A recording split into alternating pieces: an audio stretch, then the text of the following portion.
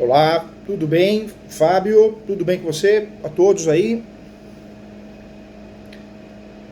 Agora o som tá saindo. Tudo bem? Boa tarde. Todo mundo tá bem de saúde? Tomou a vacina? Tá todo mundo bem? Que bom. Prazer, Fábio. Prazer, viu? Prazer falar com você. Mais que um professor, vocês ganharam um amigo aqui, que quer o bem de vocês, quer ajudar com muita humildade e muito conhecimento no assunto, tá bom?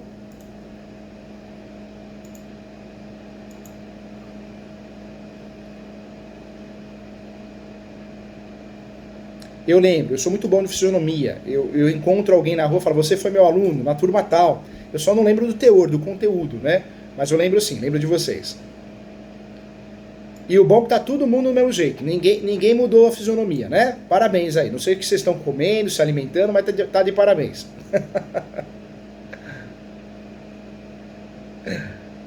E fica à vontade, viu? Conta comigo sim. Tá bom.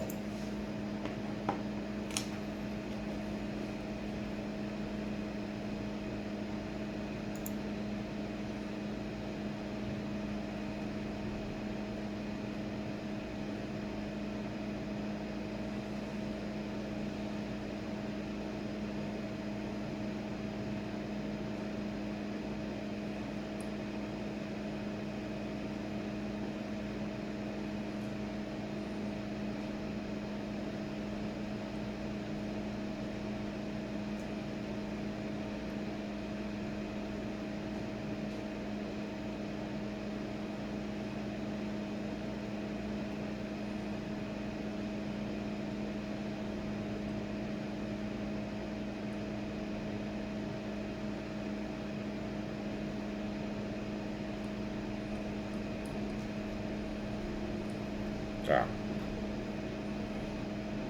Tô acompanhando.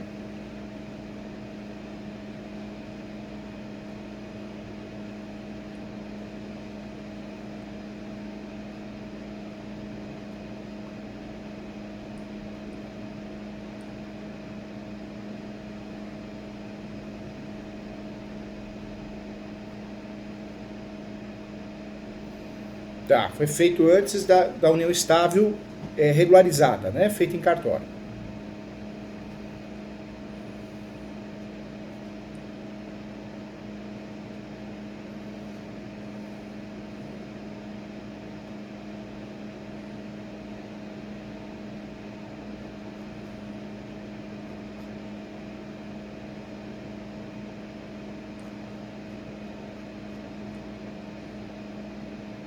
Tá.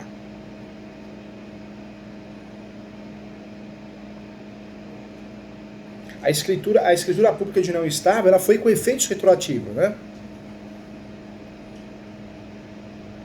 Retroativo, tá.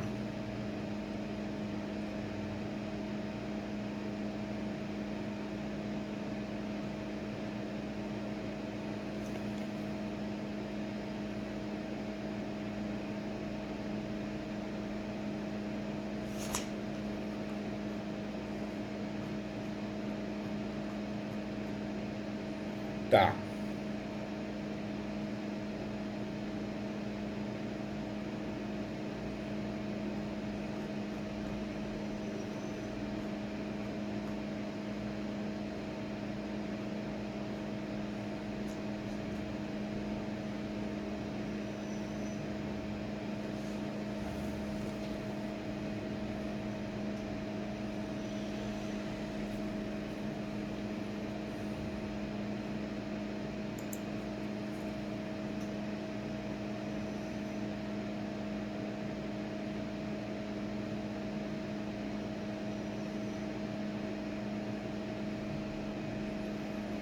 É,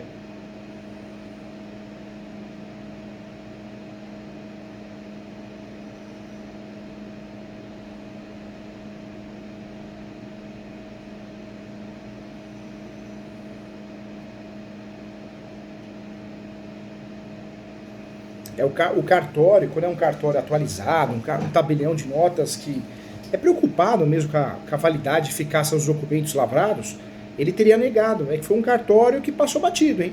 Passou batido. É. É. Tá.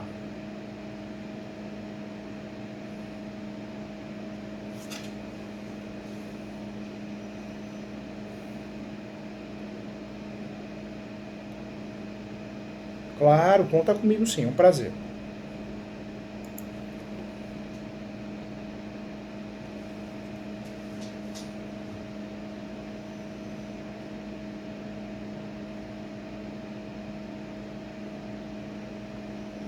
Acho, acho, não pode retroagir. Acho viável, porque nós temos várias decisões, inclusive do Superior Tribunal de Justiça, não só de tribunais estaduais, do Rio Grande do Sul, São Paulo, Minas Gerais também, mas também do Superior Tribunal de Justiça. Então, vale a pena sim. A ação declaratória de nulidade sempre são ações de risco, eu falo, né? Não por culpa do advogado, da advogada, das partes, mas se cai na mão de um juiz, uma juíza que não está muito afim de julgar, ler, prestar atenção no caso em si, e aplicar a jurisdição defensiva, é uma ação que nós vamos ganhar em segundo e terceiro grau. Mas valeria a pena sim fazer essa ação, porque tem chance de ter sucesso no primeiro grau e principalmente no segundo grau, né? Por isso é importante nessa ação já criar teses recursais. Já falar do cerceamento de defesa, para o recurso de apelação, para o terceiro grau já criar o pré-questionamento do devido processo legal, talvez, porque aí você já consegue ter base para chegar em terceiro grau se precisar ganhar em terceiro grau, entendeu, doutor?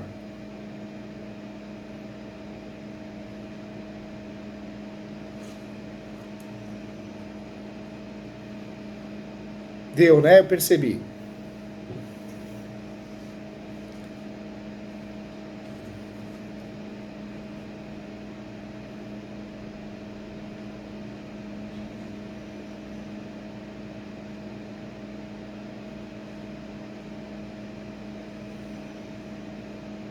É.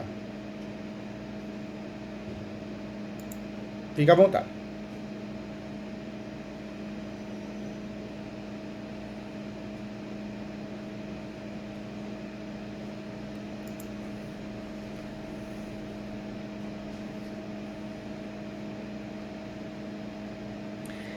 Na verdade, hoje nós temos alguns juízes que quando você pede uma nulidade dentro de um processo, qual que é o problema? Esse juiz, essa juíza vai falar assim, ó, discute isso numa ação autônoma. Então, alguns juízes, alguns estados, algumas regiões, existe sim, os juristas são adeptos, né? Você discutir a nulidade dentro de qualquer ação, de forma incidental, dentro de um recurso. Agora, dependendo da situação, se ela é muito complexa, compensa fazer isso através de uma medida processual autônoma, ou seja, uma ação declaratória de nulidade, entendeu? Por que isso? Porque é uma ação que tem um objeto só, não tem como o juiz ou a juíza fugir daquele pedido, ele tem que julgar. Fica mais fácil dele não aplicar a jurisdição defensiva, ele ou ela, e se livrar do processo, entendeu? Olha lá, o Fábio voltou. Fábio, fica à vontade, Fábio. O cachorrinho quer dar a opinião dele também. Né? Tá vendo? Ele gosta do. Esse cachorrinho ele gosta do direito, viu? Ele gosta, tá vendo? Ó. Ô Fábio, qual que é o nome dele? Qual que é o nome dele? Ah, bonito nome. Bonito nome. Ô Fábio, nós estamos conversando aqui. É claro que a nulidade ela pode ser discutida em qualquer peça, né? De forma incidental, num recurso. Mas dependendo da complexidade, os juízes, atualmente, eles estão aplicando a jurisdição defensiva para bater meta do CNJ, ainda mais próximo ao recesso. Talvez compense fazer o quê? Uma ação autônoma. Ação declaratória de nulidade. Por que isso? Porque é uma ação que tem um objeto só. O juiz ou a juíza, o Poder Judiciário, não vai ter como fugir daquele objeto. Vai julgar. Quando você trabalha de forma incidental, pode acontecer do juiz ou a juíza fingir demência. E vem acontecendo isso, hein? Isso é que nem, o exemplo que eu vou dar, Fábio, isso é que nem você, quando a gente pede a exoneração do inventariante dentro do inventário. Se é um juiz, uma juíza preocupado com o caso em si, legal, ele vai decidir a questão. Agora hoje o que está acontecendo? Tem um monte de juíza que finge demência. Você pede exoneração, parece que você não pediu nada, ninguém responde a sua peça. Nesse caso, eu preferiria fazer o quê? Fazer uma ação declaratória de nulidade e bater no ato jurídico. É mais fácil ter sucesso, é mais fácil recorrer, porque se eu trabalhar com isso dentro da demanda, pode ser que o judiciário não dê atenção. Esse é o risco. Pode até tentar. Se vê que não dá atenção, faz ação autônoma.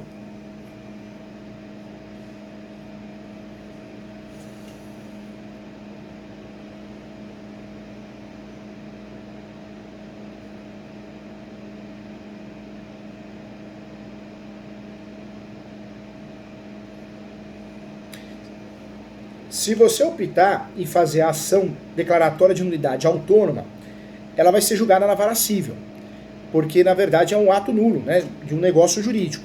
E aí você pode usar essa ação, dentro do contexto dela, para alegar na contestação, numa defesa, numa impugnação. Você pode usufruir dessa ação de forma autônoma na sua defesa, fazer uma conexão.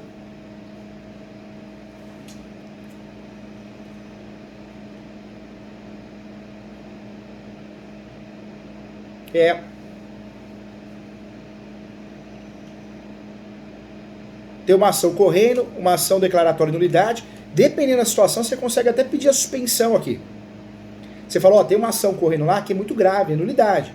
Requer a suspensão aqui até que seja julgada lá. Talvez você já consiga ganhar tempo aí, seja uma saída estratégica, entendeu? E tem dado certo, viu? Tem dado certo. Salvo exceções.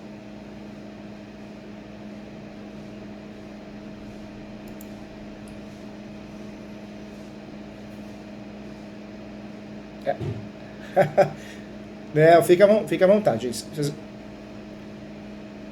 Vocês ganharam um amigo aqui. Eu tô aqui para ajudar, com muito carinho, viu? Não tem frescura, não.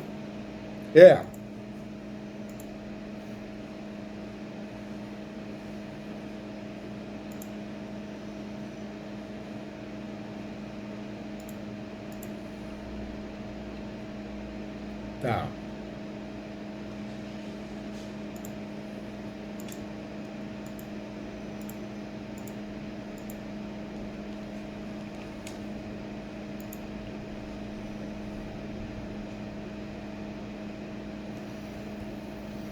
Tá.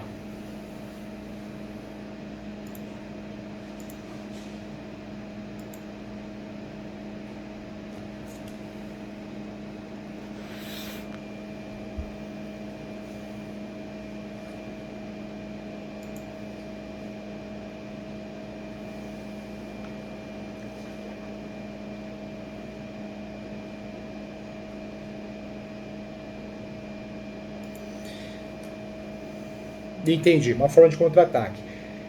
É um argumento que a gente pode usar, mas eu vejo um pouquinho de dificuldade a gente ter sucesso. Hoje existe uma orientação do CNJ, os juízes precisam desafogar. Os cartórios estão abarrotados de processo, então eles estão julgando de qualquer jeito, eles não estão lendo com carinho, com cuidado, com zelo. Existe uma orientação em cada Tribunal de Justiça também para evitar de marcar audiência. Olha que absurdo. A orientação para evitar de marcar audiência. Só marca quando precisa ou alguém pede, para não dar cessamento de defesa se achar prudente. Isso pode ser usado como tese, sim, acho que vale a pena sempre, né? A gente tem várias teses dentro da peça, mas eu acho que o que ajudaria muito aí seria a ação declaratória de nulidade autônoma para usar esse embasamento dentro da sua defesa. Eu acho que isso deixaria muito robusto, e até porque a gente poderia conseguir a suspensão desse processo até que seja julgada a ação de nulidade, entendeu? E seria uma grande vitória, né? Porque aí trava tudo, né? E aí é onde a outra parte some, desiste, propõe um acordo, né?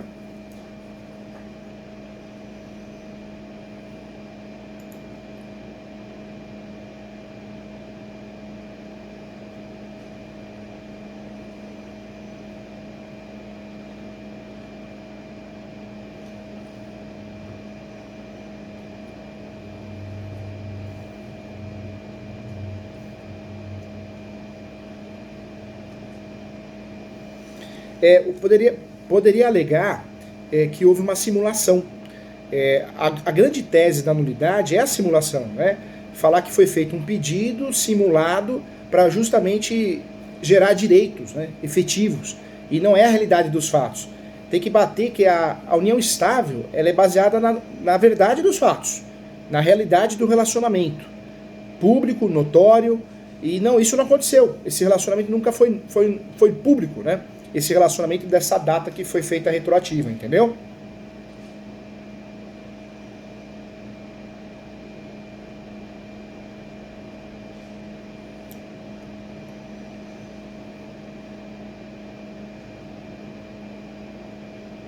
Tá. 2004. Vou anotar aqui.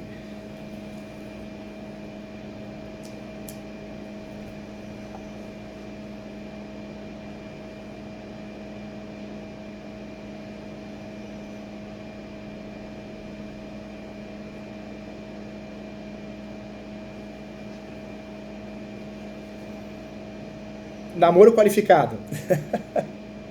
É o namoro qualificado. É. Porque hoje, para nós, interessa muito aumentar esse período, né? Esse lapso temporal. Mas tem. A tese de defesa dele seria o quê? Não. Esse período não era união estável, era um namoro qualificado. Quase união estável, mas não era.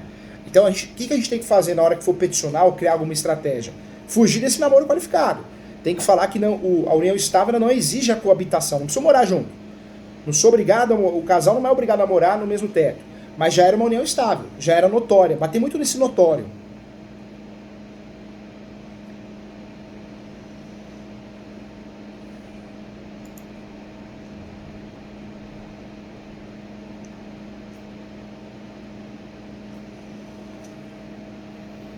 Na verdade, eu acho que a estratégia para segurar e chegar onde a gente quer, que é aumentar o período, né, não diminuir, mas aumentar o período de união estável, eu acho que de fato é a declaração, a ação declaratória de nulidade da escritura pública de declaração de união estável, informando que ela tem um vício grave. Foi feita uma escritura retroativa, mas não corresponde à realidade do fato. E a união estável é uma situação fática. Ou é a realidade ou não é. E aí, batendo nisso, você tem argumentos para fazer as peças de defesa. E conseguir nessas peças de defesa ter resultado útil.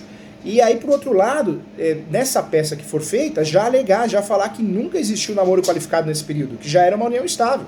Porque o relacionamento já é notório. E aí pode juntar nesse processo também declarações de pessoas que, talvez, 1, 2 pessoas, 3 no máximo, pessoas conhecidos, que assinariam uma declaração de ciência. Eu, nome completo é RG-CPF, declaro para todos os efeitos que tenho ciência ou tinha ciência que o casal tinha um relacionamento desde a data tal. Essas declarações com firma reconhecida poderiam ser a base da prova da ação de nulidade e das defesas, né?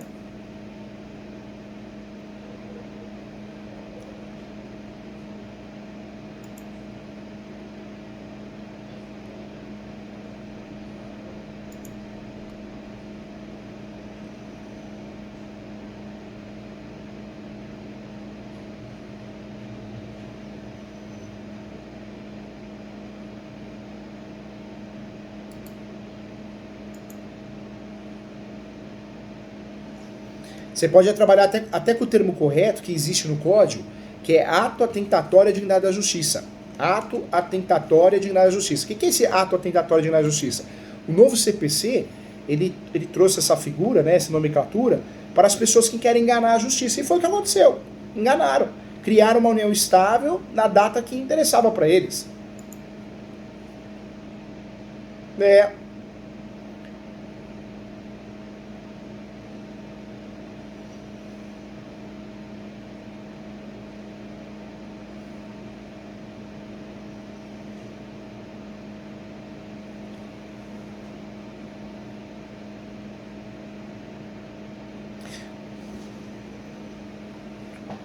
Por isso essa peça, essa ação declaratória de nulidade e as peças conexas de defesa tem que bater no quê?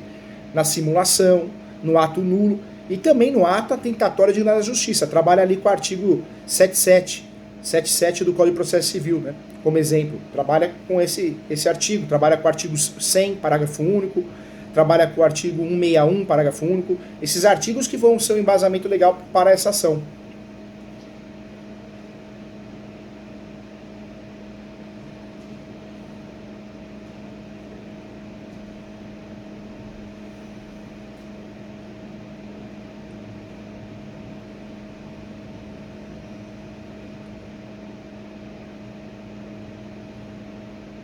Por isso, nesse pedido dessa ação, nessa ação declaratória de nulidade na defesa, tem que bater no quê? Bater na ato atentatório na justiça. Não é caso de litigância de má-fé. Litigância de má-fé é outra situação. É ato atentatório na justiça. Por quê? Porque enganaram o Poder Judiciário, induziram o Poder Judiciário a erro.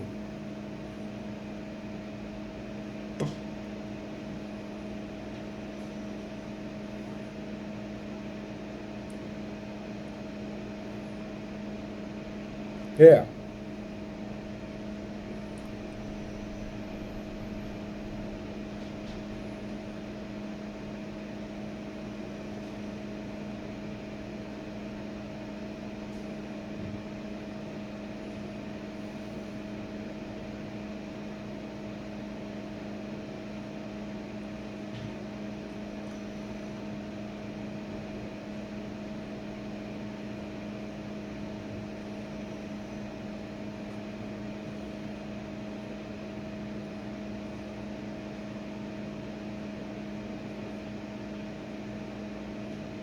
Hum.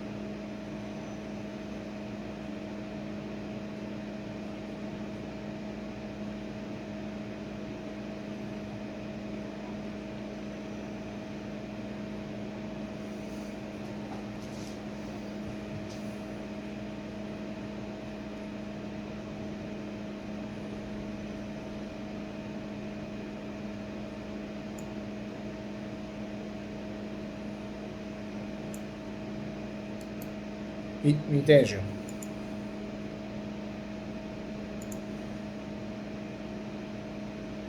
É difícil essa situação. Agora, me fala uma coisa: a intenção deles é de fato manter isso porque diminui os direitos de vocês, não é isso?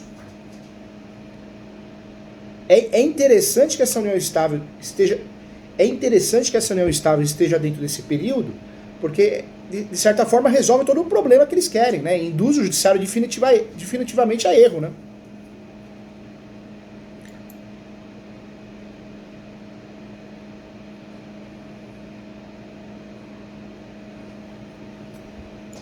Da comunhão parcial ainda.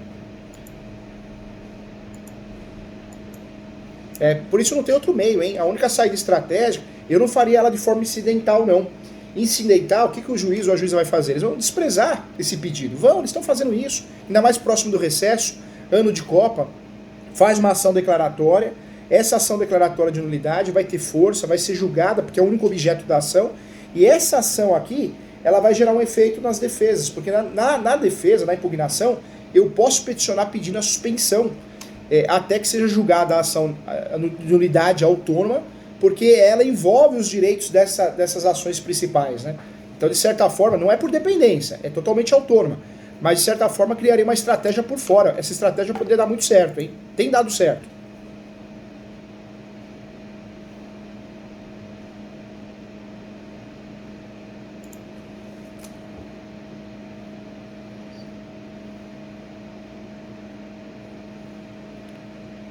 Perdão, falhou a ligação, a hora que o amigo falou. Agora voltou, tá travando, né? Voltou. A ação de nulidade, ela vai ser... É, é. Se eu for pro outro lado, se a gente juntos fazer esse exercício do advogado do diabo, ela vai alegar que esse período era talvez namoro qualificado, não era união estável. Não gera os direitos de união estável, né?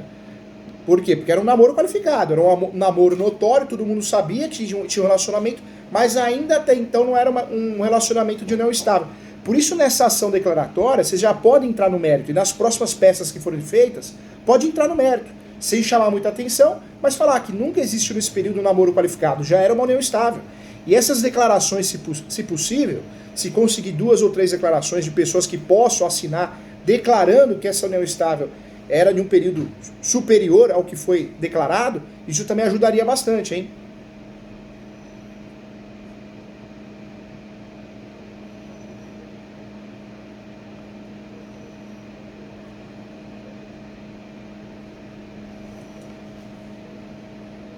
Tá.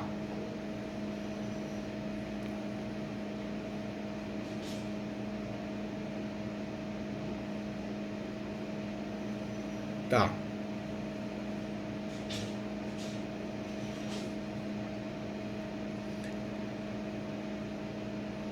Mas tem que seguir a sequência, né?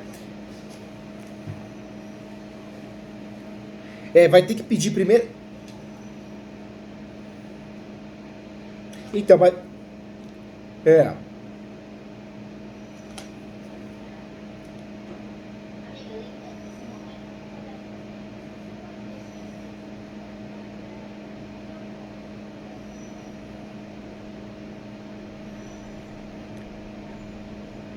Concordo. E por isso essa ação vai ter que ser usada o quê? Primeira ação declaratória de nulidade, porque declarou nulo, mexeu efetivamente com a dívida.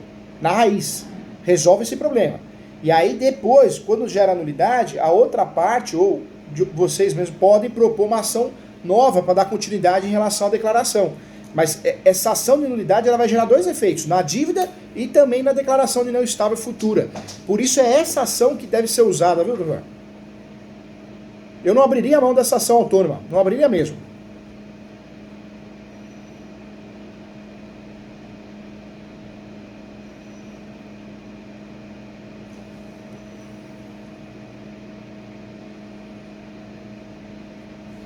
Não, porque uma escritura pública, por mais que as partes sejam de acordo, e é uma exigência, né? Quando a gente vai fazer qualquer coisa extrajudicial, a exigência é que seja consensual, não pode ter litígio. Mas não pode ter vícios. A união estável, como qualquer situação em escritura pública, tem formalismo. E tem que seguir essas formalidades. Está no artigo 108 do Código Civil, um exemplo, a escritura pública de compra e venda. E a união estável também tem um formalismo. Eu não posso, eu declaro isso e você declara isso. Não, é consensual, está declarado. Não, tem que ser uma situação fática. Dá para bater nisso. Existe uma simulação. Uma simulação e um ato atentatório à dignidade da justiça.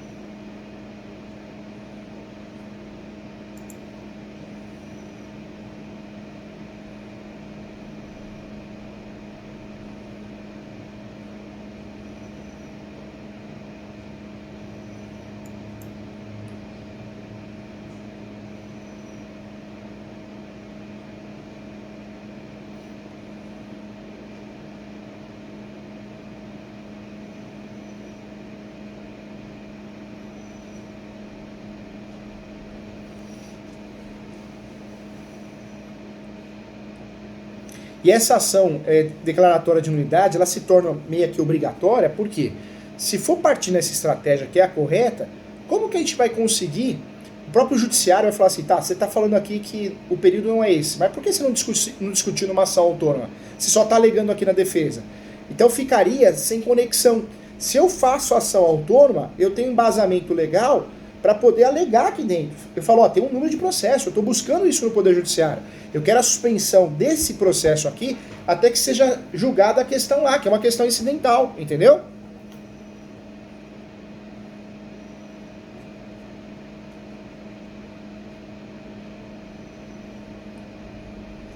Exatamente isso, doutor.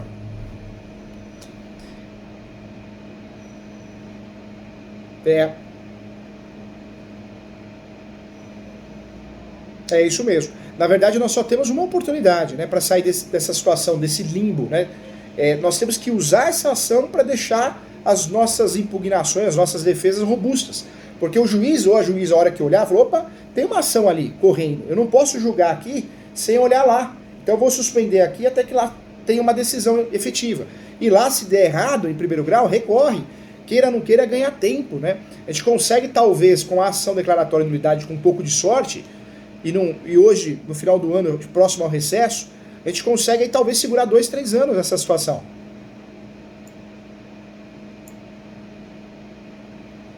Forçando um acordo, né?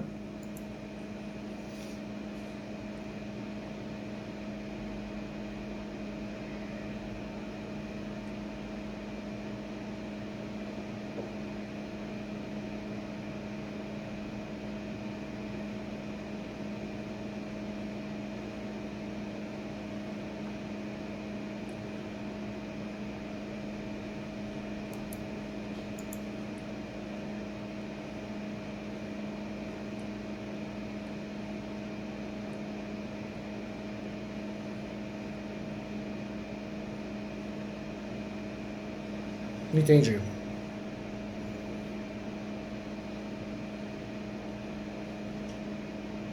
Essa divisão do patrimônio. Entendi, Fabio. Comprei.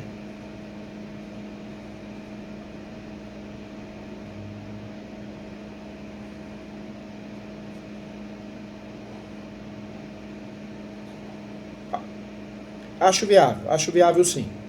Acho viável essa alegação, por isso a gente precisa. Não dá, porque alegar de boca fica muito frágil. A nossa peça, as nossas alegações e impugnações vão ficar frágeis, né?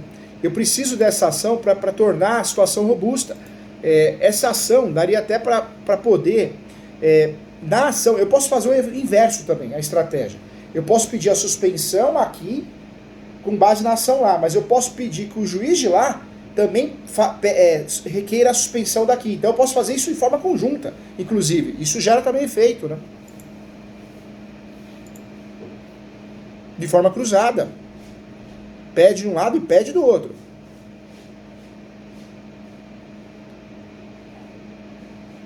Suspendeu.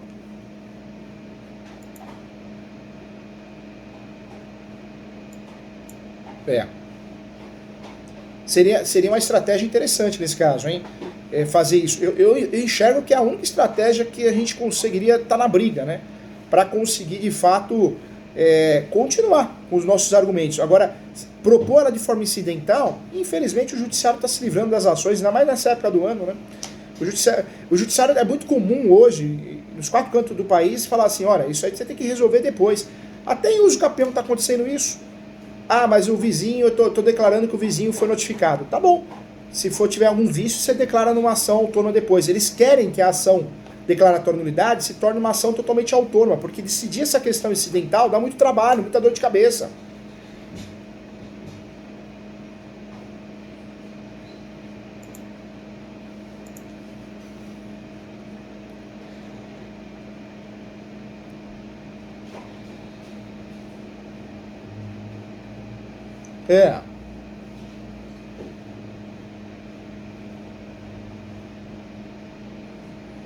Tá. Tem crédito.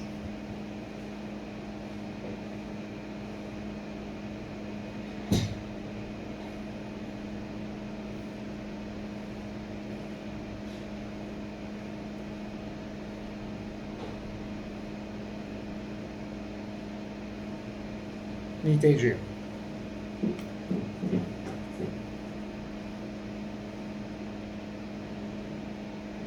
Tá. Fazer a inversão. Seria a compensação, né? O Instituto da Compensação. Dá para fazer, mas para fazer a execução teria que ter um justo título. Tem um contrato, alguma coisa? Irmão, a gente não tem, não faz contrato, né? Depósito? Tá.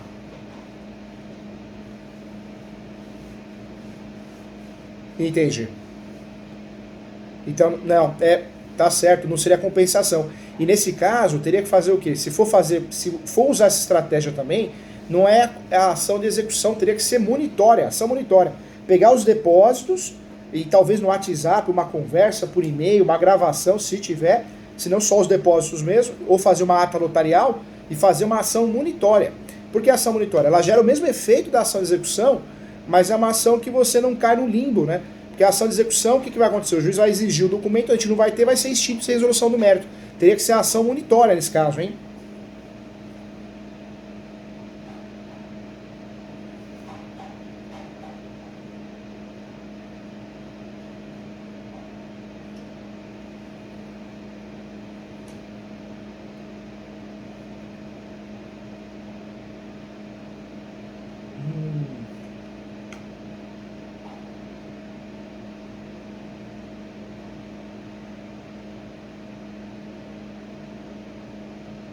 Isso é ruim. Isso é ruim e é uma boa tese de defesa para eles, né?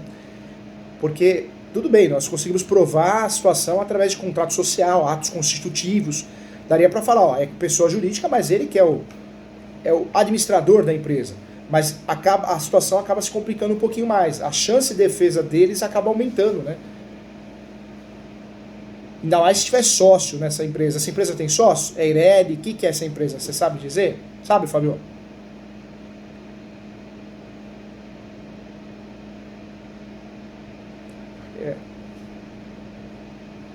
É, tá. Se hoje ele é individual, teria que fazer o quê? Fazer a juntada dos atos constitutivos atualizados, né?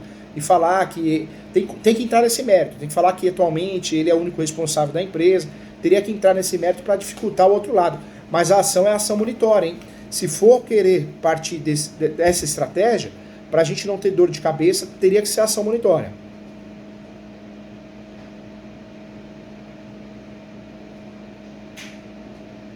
Eu não faria. Fica, e pode complicar, porque a simulação depois pode virar um ato contra a dignidade da pessoa humana por parte deles, de vocês. E aí já pensou, vocês têm que pagar a multa? Aí poderia complicar a situação e aí derrubaria os outros processos, porque a parte contrária iria usar isso em todas as ações e ia bater nisso, ó. Enganou o judiciário, enganou o judiciário. Poderia ser muito negativo em relação às outras demandas também.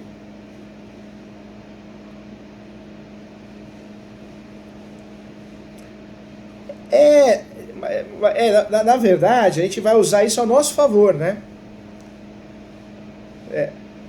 A gente vai usar o quê? A má fé dela contra ela. Só que a gente não pode dar brecha, porque a gente está alegando má fé. Se eles conseguem provar a nossa má fé, cai por terra, né? Cai por terra.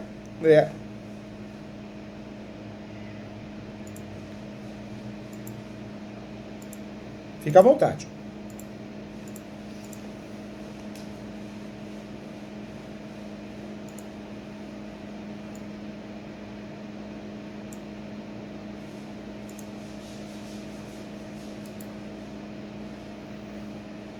Na verdade, depende do regime de casamento, o regime de união estável, mas existe um entendimento que é possível com a anuência, com a autorização é possível.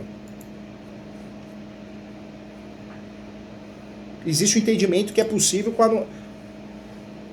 Não precisa de autorização judicial, não, uma simples anuência. Uma simples anuência traria a possibilidade de fazer isso.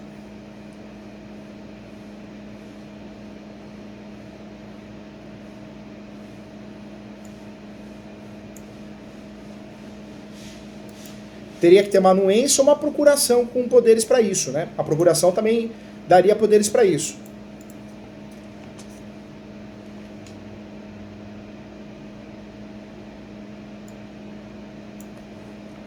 Anuência ou uma procuração.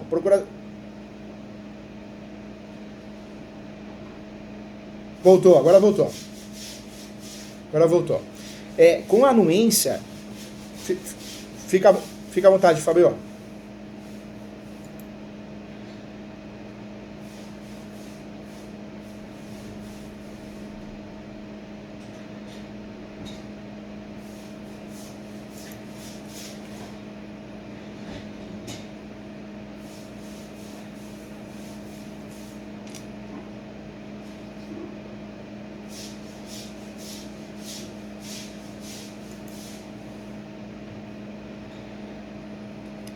Na verdade, o empréstimo entre cônjuges, ele vai ocorrer de fato uma situação jurídica quando eu empresto algo que eu já tinha, dependendo do regime de casamento. Por isso o regime de casamento de união universal de bens, ele complica tudo isso, né? Por quê? Porque eu não consigo, no regime de união universal de bens, fazer empréstimo. Eu estou emprestando o que é meu, o que já era meu, concordo. Mas o regime parcial de bens, existe um entendimento que não. Eu estou emprestando realmente algo que era só meu. E aí existe a obrigatoriedade de devolução, entendeu?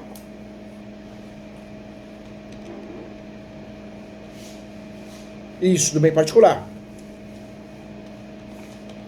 É o bem comum. Na verdade, o empréstimo entre cônjuge na constância do casamento vai depender do quê? Justamente do regime, né? Do regime.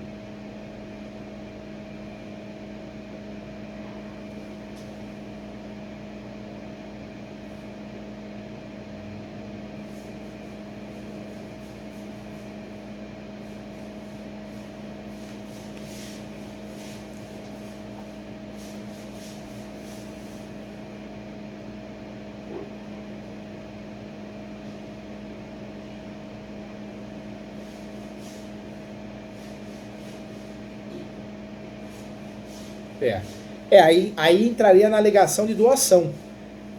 Porque o Superior Tribunal de Justiça decidiu, em 2020, ele decidiu o quê? Que não é possível a doação entre cônjuges casados em regime de comunhão universal de bens. Comunhão universal de bens, né? Então nós já inclusive foi a terceira turma que decidiu. Daria para trabalhar nesse sentido. Tem até o RESP, acho que é o 1787-027. Esse é o recurso especial, que é o direito da legítima, né? Então, o Superior Tribunal de Justiça decidiu com base no direito à legítima. Daria para trabalhar nesse tom. Não é possível a doação entre cônjuges casados pelo regime de comunhão universal de bens, entendeu? É parcial? É parcial. Tá, então Tá. Então,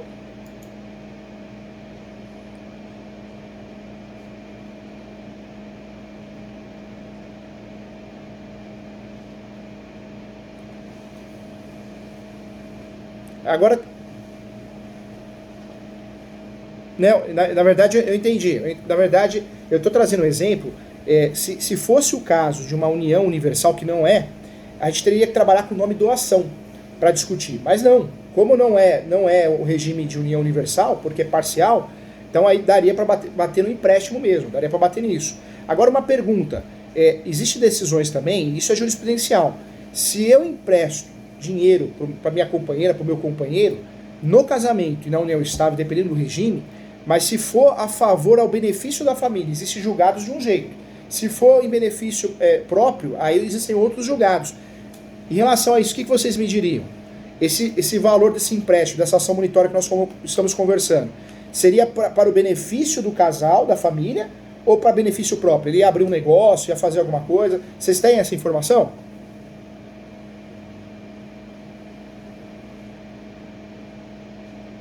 É.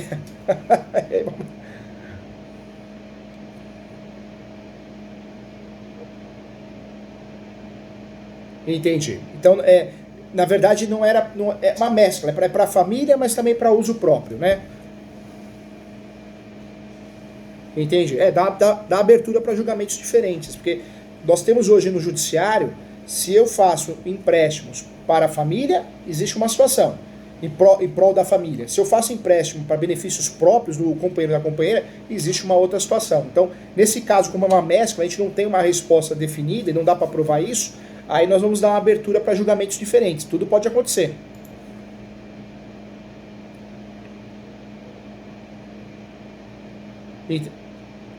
Tá. Se for de fato para a família, é importante alegar isso. É importante.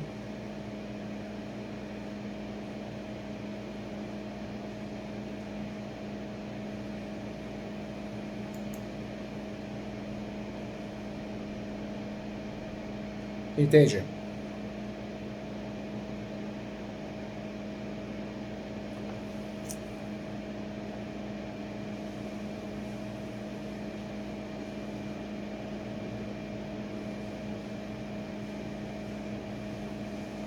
Entende?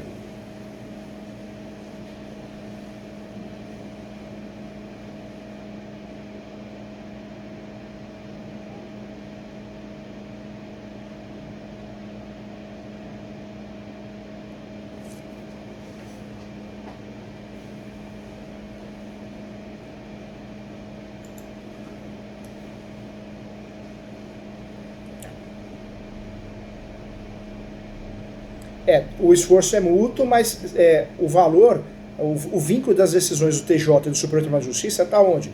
Se eu empresto para o companheiro, para a companheira, para proveito da família, é uma decisão.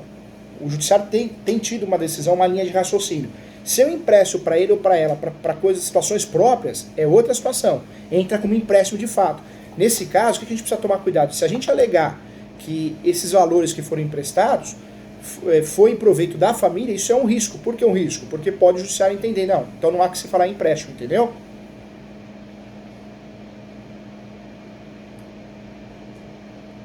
É.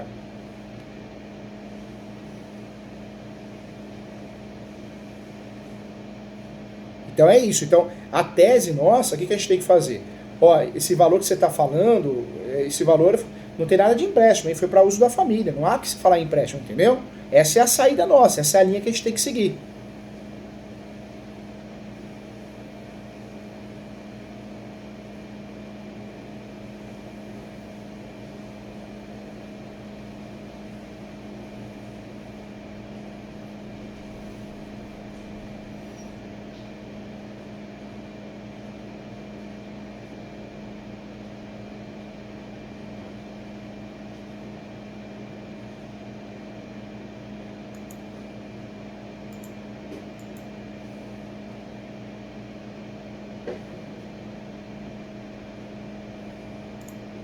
Voltou, voltou. Voltou.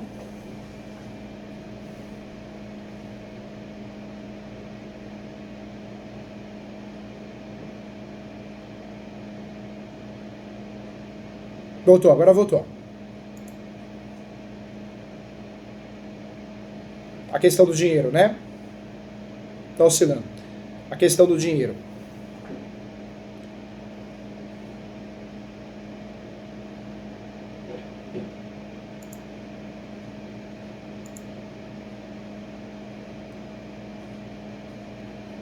Consegui sim. Mas pode falar sim, Fabio.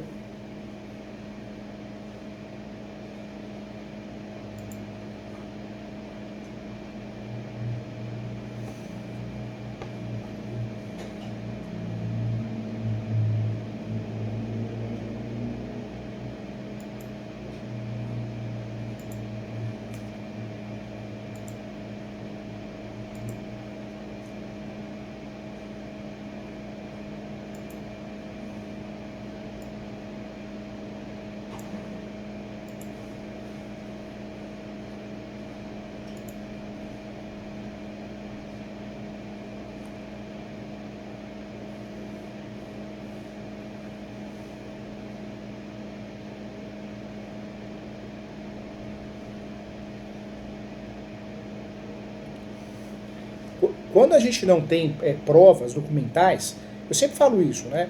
Nós temos que arrumar uma saída, não tem jeito. Essa saída é as provas testemunhais. Prova documental, claro que é o que a gente quer, é o melhor dos mundos. A prova documental é maravilhosa, né? Quando nós temos prova documental, você consegue provar e não precisa nem de audiência. Mas nesse caso, nas nossas alegações, nas peças, nas defesas, impugnações, ou até nas ações declaratórias próprias, sempre bater que a gente quer uma audiência de instrução e julgamento. Porque na audiência de instrução e julgamento, nós vamos apresentar essas provas orais, testemunhas e depoimento pessoal das partes, para tentar ter sucesso na demanda. O que é importante fazer também? Inspeção judicial, não é o caso, né? Mas quando a gente não tem prova documental. Nós temos duas provas no processo civil, as provas orais, as provas orais é testemunho e depoimento pessoal, apresentadas numa audiência de instrução e julgamento, é o que a gente precisa fazer, tentar trabalhar nesse sentido, se possível levar para esse lado, para a gente conseguir, até se perder a ação, utilizar do cerceamento de defesa para o recurso de apelação, e do outro lado tem as provas documentais, que é documental em sentido estrito, papel, mas a gente não tem muita coisa, né? Não tem muito papel, não tem muita declaração, não tem, né? Não tem. Então tenta conduzir para o lado de levar para uma audiência de instrução e julgamento. Tenta. Faz o pedido. Inclusive faz o pedido assim, requer que seja agendada a audiência de instrução e julgamento sobre pena de cerceamento de defesa. Ou seja, você já está criando a brecha para o recurso de apelação.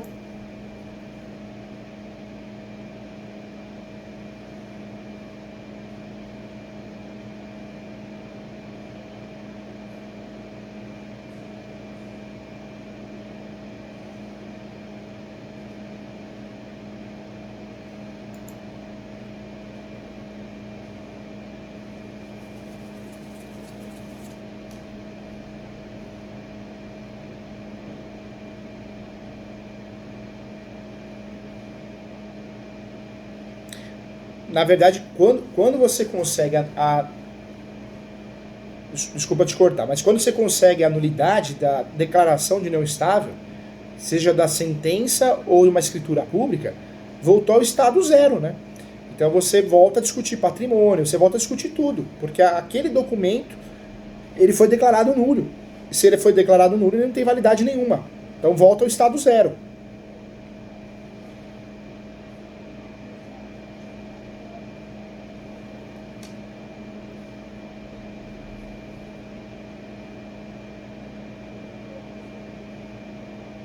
Como um todo. Como um todo.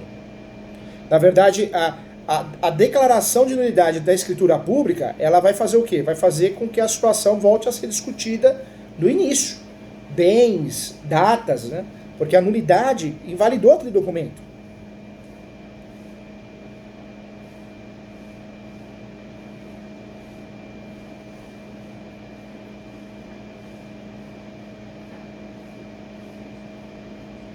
Não. Não dá para fazer isso. Na verdade, você teria que bater o quê? Bater na nulidade do documento para conseguir a efetividade que você quer. Pedir a nulidade de... Dá para fazer isso, mas aí é uma questão contratual. Na ação de rescisão de contrato, um exemplo, daria para pedir uma nulidade de uma cláusula, por ser abusiva, né, leonina, mas nesse caso não, você vai ter que pedir a nulidade do documento inteiro para cair onde você quer, os efeitos, entendeu?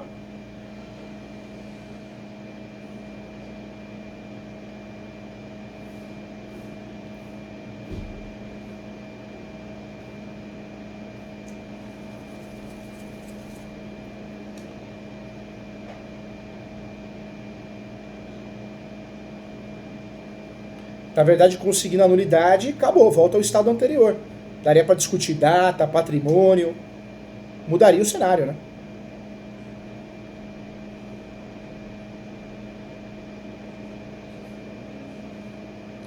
Ah, o fator aí é pedir o quê? A nulidade da escritura pública e qualquer documento compatível. Na hora que for fazer o pedido da ação, requer a nulidade da escritura pública e qualquer documento ou entendimento compatível da união estável. Pede tudo. Se tiver algum documento que alguém aparecer, você consiga a nulidade.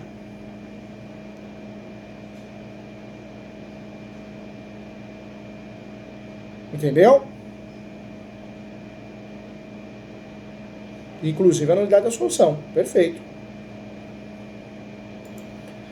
Qualquer dúvida que surgir alguma outra dúvida, manda no WhatsApp e eu respondo vocês também com muito carinho, tá? Eu faria isso, gente, com muita propriedade. Eu faria uma ação declaratória de nulidade totalmente autônoma, usaria isso a meu favor e tentaria bater no quê? Na suspensão do outro processo, dos outros que possam vir, porque você vai ter embasamento legal para isso, né? Tem artigos que justificam isso, a suspensão até que seja julgada a nulidade, né, o incidental. Então, seria perfeito para vocês.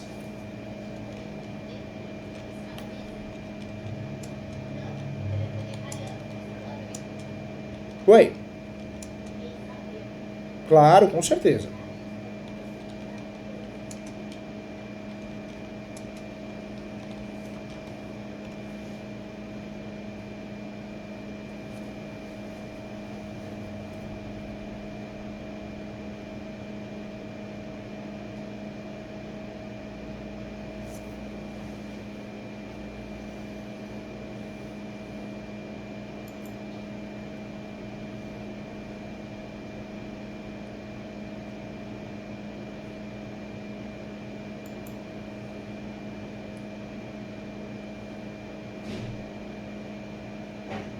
Correto. É correto, esse entendimento é correto e é o mais atualizado, né?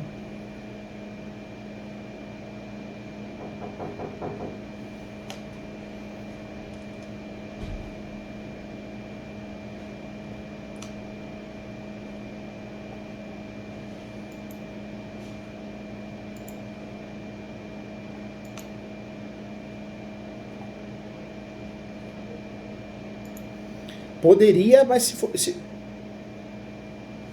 isso se acontecer, que fatalidades e erros acontecem. O judiciário erra muito, né? Não só o judiciário, mas todo mundo, né? O ser humano erra muito. Faz parte do ser humano, da natureza humana. Mas se isso acontecer, dá para pedir o quê? Através de uma ação declaratória de nulidade do leilão, você consegue bater no preço vil. Você fala que o imóvel foi arrematado por um valor inferior a 50% do valor de mercado, entendeu?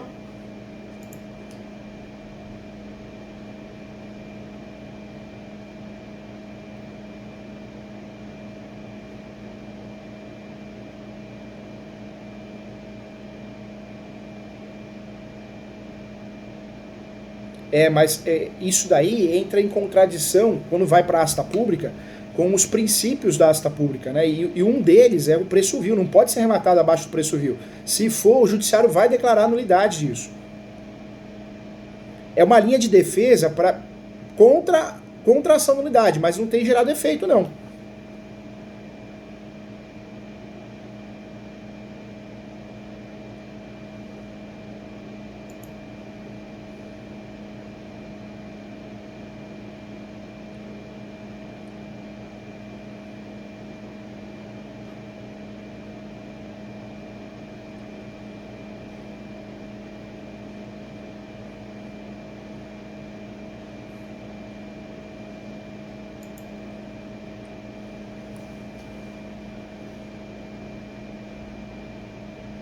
Sofre. Irreparável, inclusive, né? Gigantesco e irreparável. Por isso é importante soltar essa ação o quanto antes, né? Distribuir, protocolar essa ação de declaratória de nulidade, por quê? O grande argumento de vocês é pedir nas outras ações que possam aparecer, em tese de defesa, impugnação, a suspensão até o julgamento da ação anulatória, né?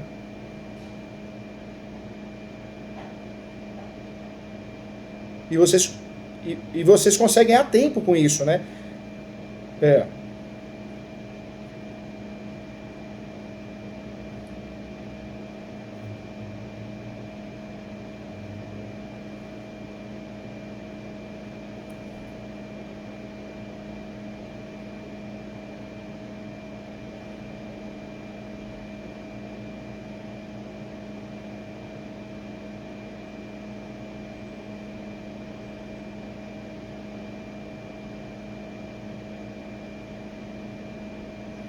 Com certeza.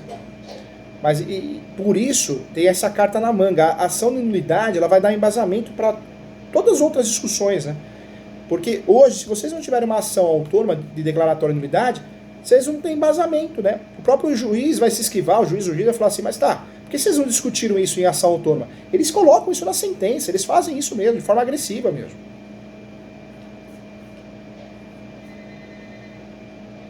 Qualquer dúvida eu estou à disposição, tá bom? Tá bom. E se vier com a peça, essa plataforma eu consigo corrigir a peça, olhar a peça, um rascunho. Pode vir se quiser, tá? Se clicar em apresentar, é um... Oi?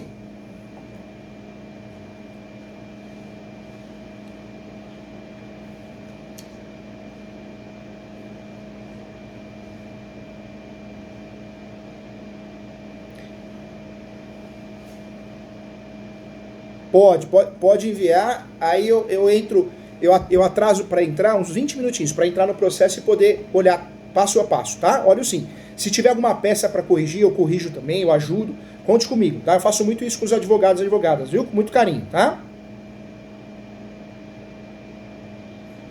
Um grande abraço a todos aí, um abração, Fabio. Tchau, tchau. Tchau, tchau.